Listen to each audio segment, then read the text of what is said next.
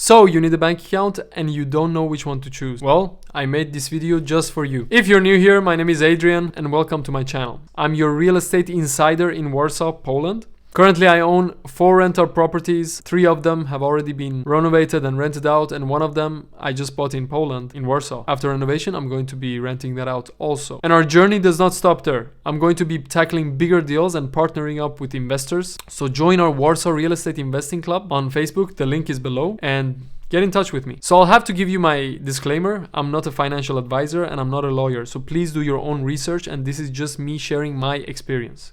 Banks are different at different times. The employees are different. Opening bank accounts in Poland, it can vary depending on which country you're from. So if you're from the EU, you will have less problems. If you're not from the EU, you might have to fill in some forms, depending on the bank. All employees are not the same. Their knowledge can greatly vary. So I'll share with you my own experience with one bank that I actually like. So I went to Millennium and I was talking to this guy in Millennium and I'm telling him, yeah, I'm Swedish, this is my passport. I want to open a bank account. And he's like looking at it and like thinking about it, like thinking that I will have to need a job contract or a residency card or a PESEL number, all these questions, right? And then I basically ask the other employee, or I tell him to call the head office to ask, and he did. And we actually ended up opening my account, and this same thing happened for my friend. The only thing I would add is you just have to be persistent. You have to do your research and get to the right people in the bank. And honestly, even today, even in the most central locations, in the biggest banks, they don't speak the best English. But this is going to become more and more important for the banks, as there are already over 200,000 expats living in Warsaw, and many of them do have banking needs. So again, I cannot stress this enough. Try many employees. When you've done your research and you know what you need, you just gotta try and keep trying. ING. This is the Orange Lion Bank, basically. It's funny because I have a Bank of Georgia account and it's also an Orange Lion. This bank, actually, they have a branch in Złote Tarasy. It's an express branch. And the first day that I get here, I go to that express place and they have this little space in the middle of Złote Tarasy where they just open bank accounts. And it was the smoothest process I've had so far. So cheers for that. It took basically 30 minutes and I had my first bank account in Poland. That was amazing. Another thing was that they just opened my bank account with my passport and with minimal questions. At that point, I was staying at a hostel, so I just used my hostel address. That's why I love ING, because they just do everything so fast. And for mortgages, they're pretty similar. I mean, all of the banks follow the same WIBOR rate, which is the national interest rate, and they just put their margin on top. I'll give you more information on exact mortgages in another video. Millennium. This is the bank that I'm working the most with right now. I really like that their customer service does speak English. At this point, I am actually a Prestige member, which is a private banking client. And there is a little bit of a difference, but in general, you're getting the same services and it's not that different. So apart from the first experience that I had where the employees didn't know if they could open a bank account for me, the rest of the processes have been smooth. I've transferred large amounts of money from my US company to Poland and I've had no problems. Their bank app is really smooth. I really appreciate that. We'll get to another bank soon, but yeah, some banks, they have English versions, and in their English versions you just see some random Polish words, which I do not like.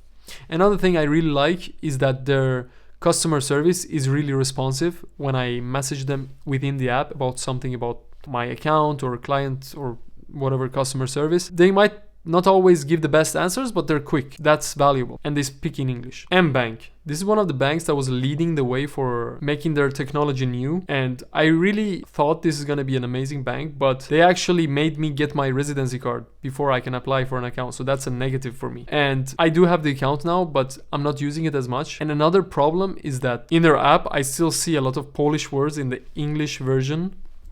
So that's kind of annoying, but I'm sure they will fix this. So this is not a big issue. Bank Pekao has been easy to talk with and their employees do speak English, the one that I've been to. Not the best, but it works. They do give loans in euros, which is valuable. In Poland, actually, there's not that many banks that give US dollar loans anymore. Euros, you can still find it, less common, but all of the banks basically give mortgage loans in Polish zlotys. And it was pretty easy to open a bank account with Pekao. PKO. This is the largest bank in Poland, government bank, largest bank by assets.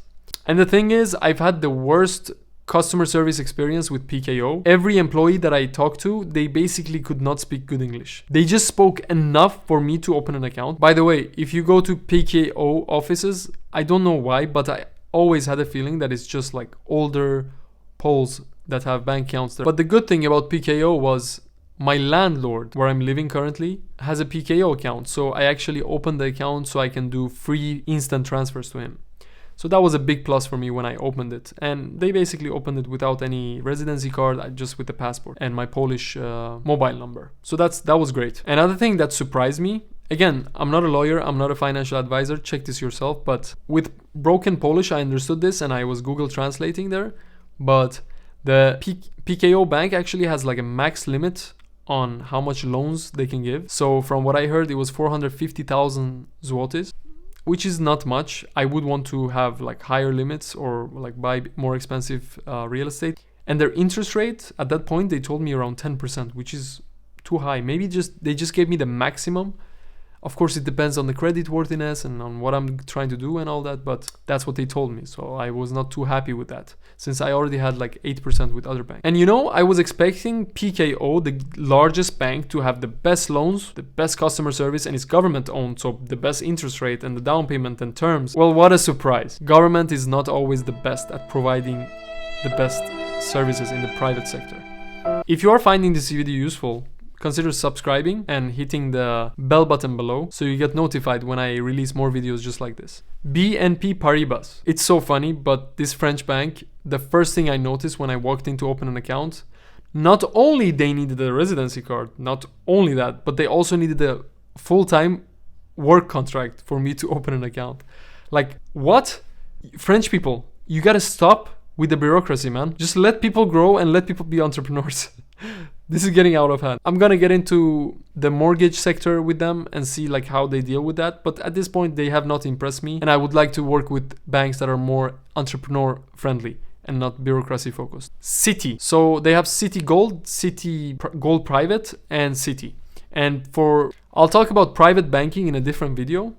But just know that for Citi Gold Private, you need, as of this point, you need 4 million zlotys in assets in their bank. For Citi Gold, you need around 500,000 zlotys, 500,000. And for the normal account, you just need the normal, nothing, basically. Anyone can open that account. Santander. So this is a bank I've heard good things about. But funny enough, when I went to open an account, they never got back to me. She was waiting for approval from the head office, but they never got back to me and I still don't have an account there. I don't know why, but I might try it again in the future, but right now I'm not gonna try again. But a lot of people like this bank, Santander. Well, for me personally, it was hard to open an account. Alior. For me, this was actually one of the most time-consuming banks to open an account at. And this is probably because of my background. If you are an EU citizen, you shouldn't have any problems opening a bank here in one day. They don't have so many branches, and I wouldn't say their customer service is the best. But the biggest plus side from Alior is that they are very entrepreneur friendly. Their loans might not be the best interest rate, but I think they're more flexible on the terms. They could work with you for more than 3 loans. I think that's very valuable. And you have 2 more options, which I have not been in contact with. One is Velo Bank and the other is Mbank Polskie Spółdzielczości. So now you have a lot of options to choose from. You can search each of these on Google Maps and go to their offices and talk to them. Or when you want to take a mortgage, just know that there are these options. And of course, we're all gonna have quite different experiences at different banks. And I think that connection you have with the person at the branch is really important. So always be smiling. They're just doing their best job. And if they cannot really get you the information you need, just try someone else or try a different branch. So in general, most of these banks, they offer PLN zloty loans, and some of them offer euro loans, such as Alior, Pekao, as long as I know. The best way to know which bank is the best for you is to shop around. When it's time for you to get a mortgage, contact your mortgage broker and let them shop around for you. Or now you have a list. So go to them, talk to them, get a connection with the guy or the girl at the bank branch and see what they have to offer. And keep in mind, banks change, regulations change, the interest rates change. You can get the exact same offer from 2 different banks or completely different ones.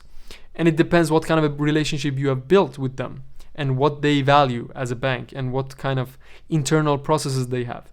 So banks also go bankrupt. So you got to keep in mind that they're all trying to not go bankrupt, and some of them are taking more risks. I would say Alior is one of them right now, and some of them are basically taking no risk, probably the government banks. So do your research and you'll get the best bang out of your buck. To stay up to date with the Polish real estate market, I highly recommend you to join our Facebook group, Warsaw Real Estate Investing Club. There you can find and connect with other real estate investors in Warsaw and share knowledge. We can help each other reach financial freedom. I would personally have minimum 2 bank accounts. And another pro tip for all of you money saving people out there, any credit cards and debit cards are not free. So I recommend you, if you open a bank account, tell them that you don't need a credit or debit card, because now there's an app in Poland called Blik. You can make mobile transfers to everyone. You can even pay at the shops. You can take out money from the bank ATMs. Especially Millennium, they have this Blik option, so you don't need the debit card. It's just gonna cost something extra. Or let's say you move out of Poland and you want to keep the bank account and you forget to restrict that card, they'll take like 10 or 15 zloty every month. It's not a lot, but it stacks up if you just forget about it. So I recommend to you that you basically tell them,